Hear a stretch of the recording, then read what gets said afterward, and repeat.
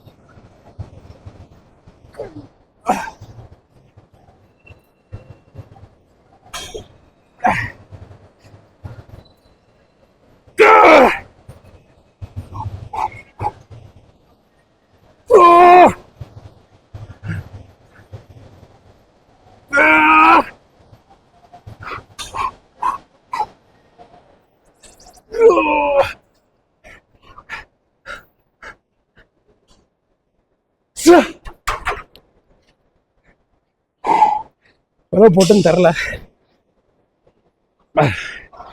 50 60. So evening போடுறப்ப 60 70 போடுவேன். பெரிய டிஃப்ரென்ஸ் இல்லை. நெக்ஸ்ட் செட் ஒரு 5 kg குறைப்போம் 2 பக்கமும். So third set 30 60 80 kg.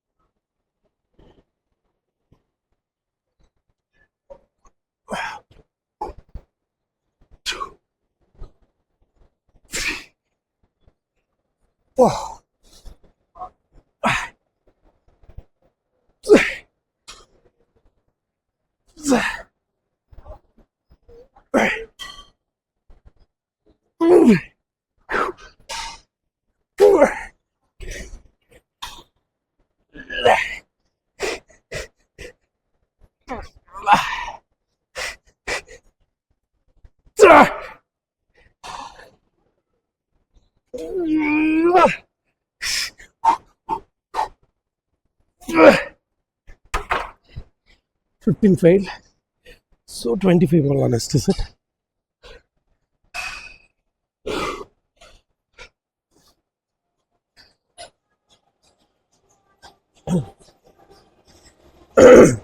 Four sets of squats over. இப்போ எக்ஸ்டென்ஷன் ஒரு 4 செட்டு ஹெவியாக போட்டு ப்ரெஸ் பண்ணிவிட்டு அப்புறம் அவ்வளோதான். நல்லா பம்ப் ஃபீல் பண்ணுவோம், பம்ப் செக் பண்ணுவோம்.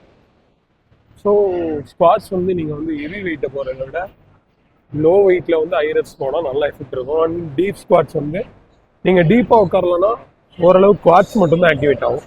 எவ்வளோத்துக்கு எவ்வளோ டீப்பாக உட்காருறீங்களோ அவ்வளோத்துக்கு எவ்வளோ உங்களோட இப்போ சுற்றி இருக்கிற எல்லா மசில்ஸுமே நல்லா ஆக்டிவேட் ஆகும். இப்போ க்ளூட்ஸு, ஹாம்ஸ்ட்ரிங்ஸ், எவ்ரி திங் எல்லா மசிலுமே நல்லா ஆக்டிவேட் ஆகும். ஸோ அதனால அதுதான் நிறைய எனர்ஜி கன்சியூமிங். அதனால அது முடிஞ்ச வரையும் டீப் ஸ்குவாட்ஸ் எவ்வளோ உங்களால் லைட் வெயிட் போட்டு டீப் ஸ்குவாட்ஸ் போட முடியுதோ அதை கற்றுக்குங்க. பிகினராக இருந்தால் டீப் ஸ்குவாட்ஸ் எடுத்தோடனே வராது, ஆஃப் வே தான் போகும். பட் நீங்கள் ஆஃப் வேல கொஞ்சம் கொஞ்சமாக நீங்கள் ரொம்ப நாள் கண்டினியூ பண்ண உங்களுக்கு அந்த டீப், அந்த ஸ்குவாட்ஸோட டீப் வந்து அதிகமாகும். ஸோ அந்த டீப்பை வந்து நீங்கள் லெவல் பண்ணிக்கலாம். சப்போர்ட்டுக்கு லெவலை வந்து கொஞ்சம் கம்மி பண்ணிட்டே வாங்க. கம்மி பண்ணிட்டே வரப்போ மேக்ஸிமம் எவ்வளோ டீப் போக முடியுதோ அவ்வளோ டீப் போயிட்டா நல்ல எனர்ஜி கன்சியூமிங் ஒரு கோட் அது. ஸோ நெக்ஸ்ட்டு எக்ஸ்டென்ஷன் போகலாம்.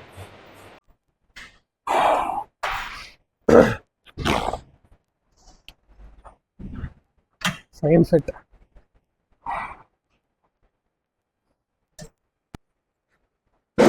45 kg.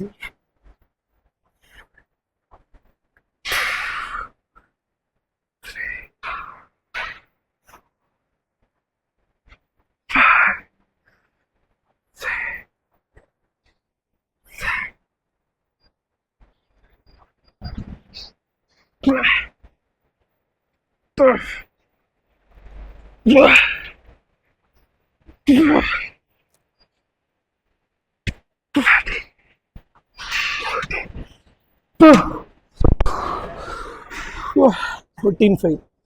So இன்னும் 2 செட்.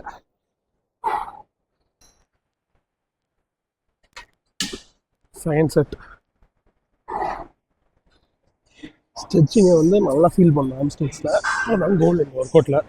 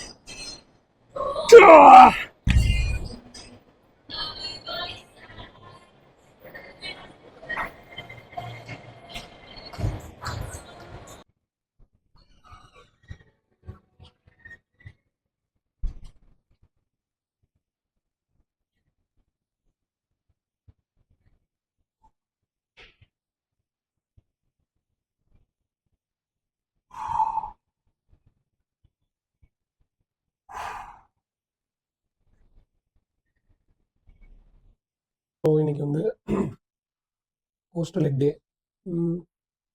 என்னென்னா சாப்பிட க்ரீன் மூங், அப்புறம் மாவு, தோசை மாவு, அப்புறம் வந்து இது கலந்த பட்டர் தோசை. ஸோ நான் பட்டர் ஒரு 15 கிராம் இன்னைக்கு யூஸ் பண்ண எல்லாத்துக்கும் யூஸ் பண்ணிங்க.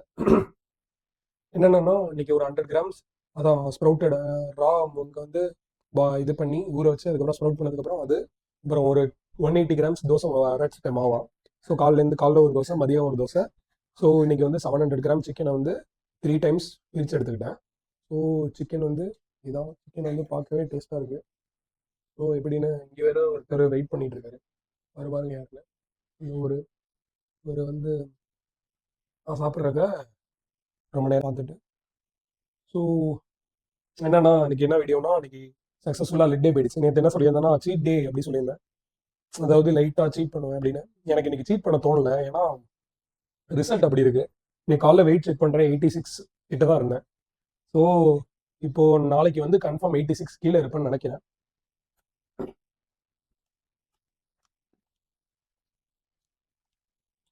ஸோ நல்லா போயிட்டு இருக்கும்போது எதுக்கு டயட்டை பிரேக் பண்ணிட்டு பன் சாப்பிட்றேன்னு சொல்லியிருந்தேன். சாக்லேட் பன் இல்லாட்டி ஜாம் பன் இது வேணாம்னு முடிவு பண்ணிட்டு அதுக்கு பதிலாக ஒரு 15 கிராம் பனானா, அப்புறம் ஒரே ஒரு கடல மிட்டாய், பர்பி அது சாப்பிட்டேன். ஸோ சாப்பிட்டு முடிச்சுட்டு இப்போ வந்து டின்னருக்கு வந்துட்டேன். இன்னையோட இது என்னன்னா பிரேக்ஃபாஸ்ட் வந்து 300 வழக்கம் போல் 300 ml 3% டோன்டு மில்க்கு காஃபிக்கு யூஸ் பண்ணேன். ஈவினிங் அதை வந்து டீக்கு யூஸ் பண்ணேன். அண்டு அதுக்கப்புறம் ஸ்ப்ரவுட்டட் முங்கையும் தோசை மாவையும் அரைச்சிட்டேன். காலைல ஒரு தோசை சாப்பிட்டேன். காலையில சிக்கனும் செஞ்சுட்டேன். 700 கிராம் சிக்கன், அதில் ஒரு 200 கிராம் சிக்கன் பக்கம் 250 கிட்ட காலைல சாப்பிட்ருப்பேன். ஒர்க் அவுட் முடிச்சுட்டு வந்து அதாவது அண்ட் இன்னைக்கு ஒரு ஸ்பெஷல் என்னன்னா அந்த ப்ரீ ஒர்க் அவுட்டுக்கு வந்து லெசி குடிச்சேன், அமுல் லெசி. அது பயங்கர டேஸ்ட்டாக இல்லைனாலும் ஓகே. இப்போ நீங்கள் வந்து ப்ரோட்டீன் கோல் தான் மெயின். ஒரு 600க்கு டக்குன்னு ஒரு ப்ரோட்டீன் சாப்பிட்டு போகணும் மந்த்லி டெய்லி ஒரு 15 கிராம் அப்படின்னா எனக்கு தெரிஞ்சு பெஸ்ட்டு தான். ஸோ அதனால தான் நான் அது ப்ரீ ஒர்க் அவுட்டாக குடிச்சிட்டேன் ஒர்க் அவுட்டுக்கு முன்னாடி. அப்புறம் அவ்வளோதான். மதியானம் தோசை, அப்புறம் சிக்கன், அதான் அந்த க்ரீன் மூங்க தோசை சிக்கன். அப்புறம் வந்து ஈவினிங் வந்து வாட்டர்மெலன் 200 கிராம் ஒரு டீ அந்த 300 ml மில்க்லேருந்து. அப்புறம் நைட்டு வந்து ஒரு பனானா, அப்புறம் ஒரு பர்பி மிட்டாய். அப்புறம் வந்து நைட்டு டின்னருக்கும் தோசை சிக்கன், அவ்வளோதான். ஸோ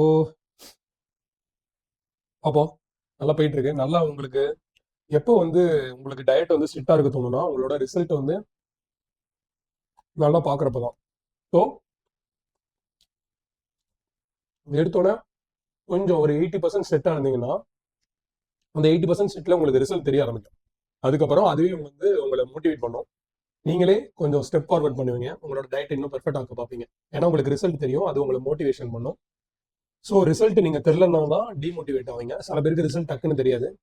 ரிசல்ட் தெரிலனாலும் நீங்கள் டிமோட்டிவேட் ஆகக்கூடாது. பிகினர்ஸில் வந்து அதாவது ஸ்டார்டிங்கில் உள்ள ஸ்டேஜில் வந்து அதாவது ஃபஸ்ட்டு நீங்கள் இப்போ தான் லிஃப்ட் பண்ண போகிறீங்க, இப்போ தான் ட்ரான்ஸ்ஃபர்மேஷன் பண்ண போகிறீங்கன்னா அந்த அளவுக்கு டக்குன்னு உடம்புல வந்து விசிபிளாக சேஞ்ச் தெரியாது. வெயிட் ஸ்கேலையும் டக்குன்னு சேஞ்ச் தெரியாது.